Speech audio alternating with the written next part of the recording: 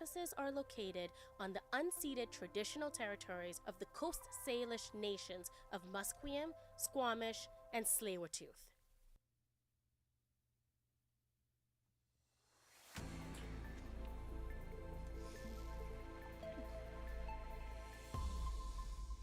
Good afternoon to all you viewers out there. It is 3 o'clock and my name is Eden Chipperfield and I will be reporting on the news headlines for today. Conservative Party of BC leader John Rustad says Indigenous rights and private property rights cannot coexist, and he wants the Supreme Court of Canada to resolve the conflict as soon as possible. Rustad's comments came after a BC Supreme Court judge determined last month that the Cowichan tribes have had the right to 7.5 square kilometers of land in Richmond, ruling that land titles granted by government, including private property, were invalid. The city of Richmond, the province, and the Musqueam First Nation have announced appeals of the decision, but Rustad says the Supreme Court of Canada needs to resolve the issue as quickly as possible through the reference case, which allows the federal government to ask the court to rule on foundational questions. Rustad says Canada's Constitution protects Aboriginal title, but not private property rights, creating unacceptable uncertainty for everybody involved, from private property owners to businesses who are looking to invest their money in BC. Rustad, who was speaking at the Union of British Columbia Municipalities, says that there is a need for certainty to allow the province to grow its economy, to fix its record-setting deficit, and to address various social challenges. Rustad says the Cowichan decision is going to impact all communities that will need to know where the rules are going to be. The Conservative leader says he's reached out to the two Green members of the legislature to set up a meeting with newly elected BC Green leader Emily Lowen to see where the parties might be able to work together. Lowen, who also spoke at the convention on Thursday, says a wealth tax and windfall profit tax would bring more money for social services and ensure that the richest corporations and 1% in BC are paying their fair share.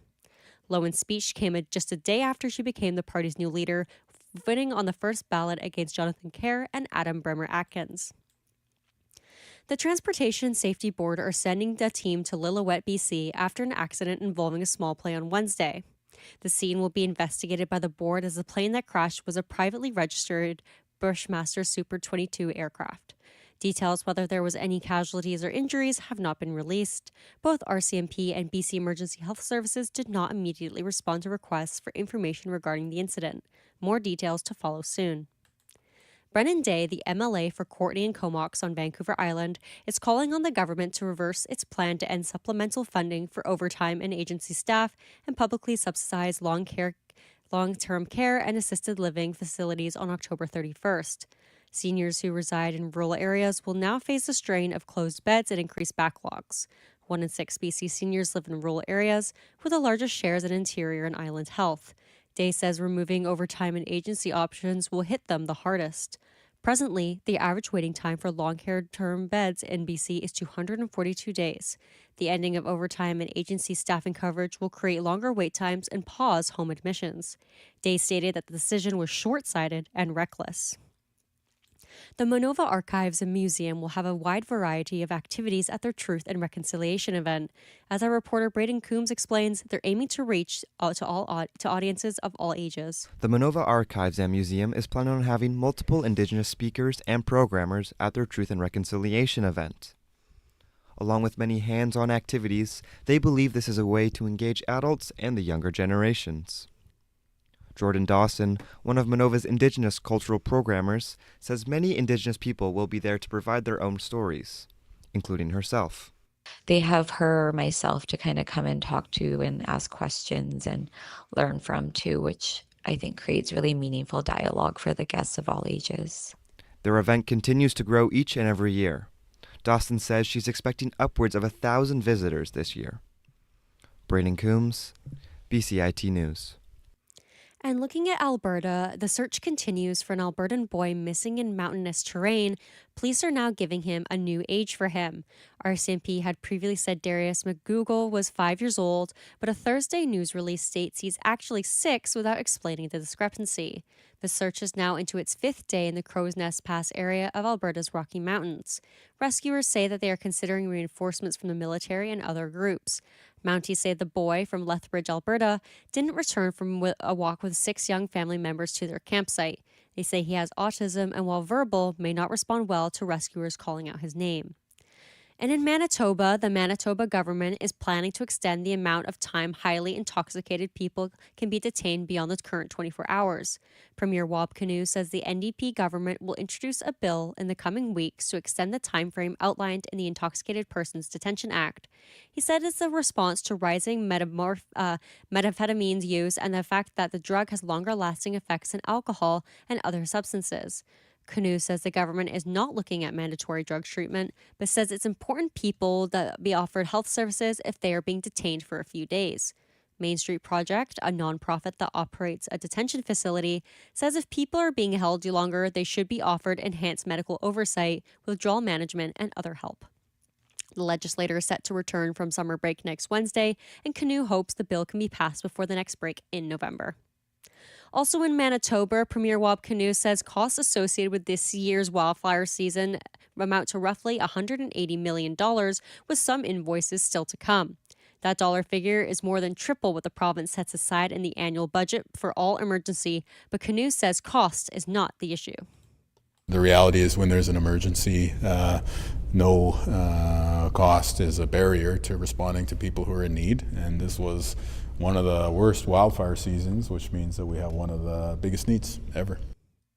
The parliamentary budget officer says he expects the upcoming fall budget will reveal a sharp increase in Ottawa's annual deficit to $68.5 billion this year, up from $1.7 billion from last year.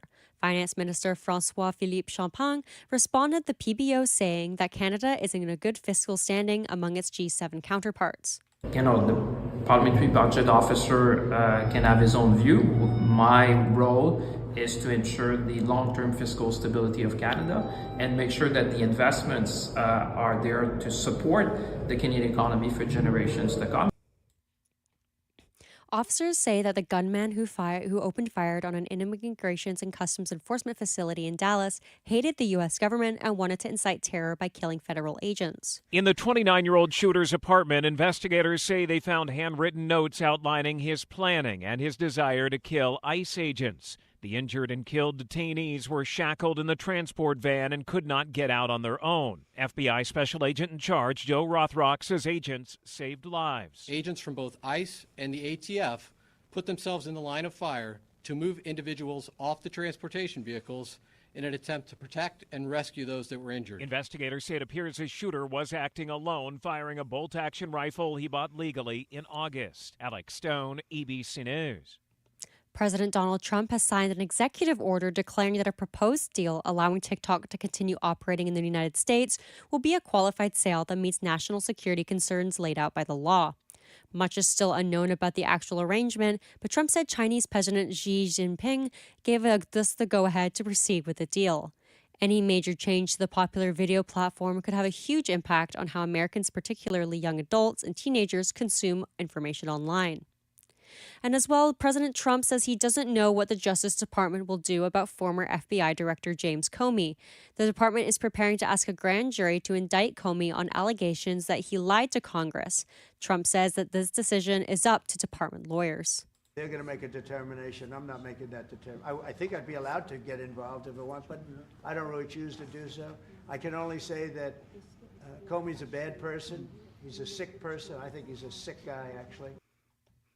The Vancouver Whitecaps finished with a draw against the Portland Timbers, extending their unbeaten streak to 7 games. The Whitecaps have now secured a playoff spot and are in battle for first place overall in MLS Vancouver. The Whitecaps versus the Seattle Sounders on Saturday on October 1st, facing off against the Vancouver FC of the Canadian Premier League in the Canadian Championship Final. The Women's Rugby World Cup is down to 2 teams, with number 1 England facing number 2 Canada in Saturday's final at Twickenham's Allen Stadium.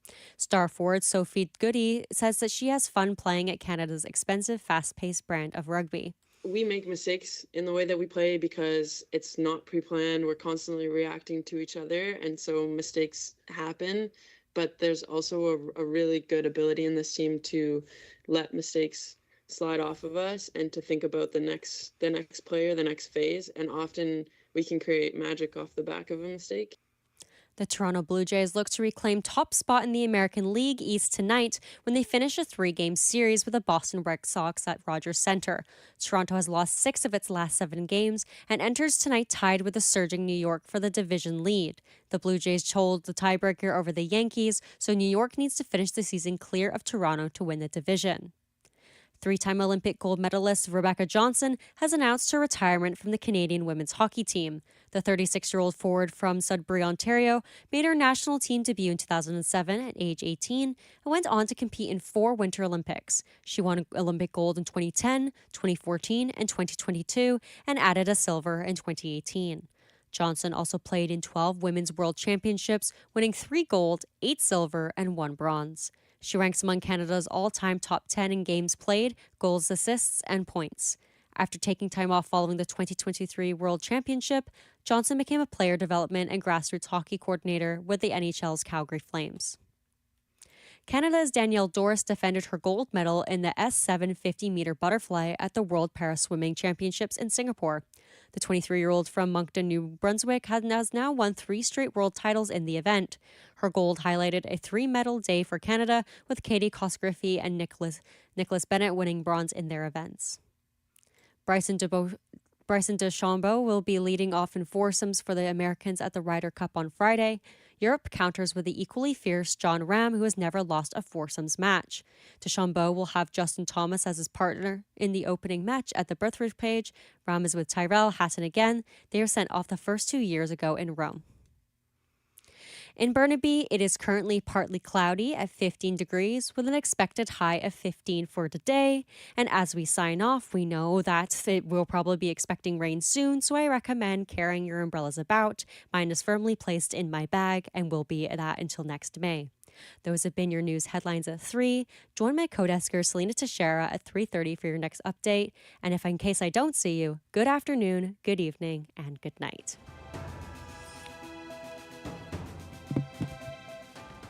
Stay tuned for more on BCIT's 1680 The Crow. When I tell people that I studied journalism, they immediately say, oh, you want to be a reporter. But I think, in my case personally, I really want to go into magazines, PR, social media, and I think here at school we learn a lot of skills that allow you to go into that world, because you learn how to write for social media, social content, for websites,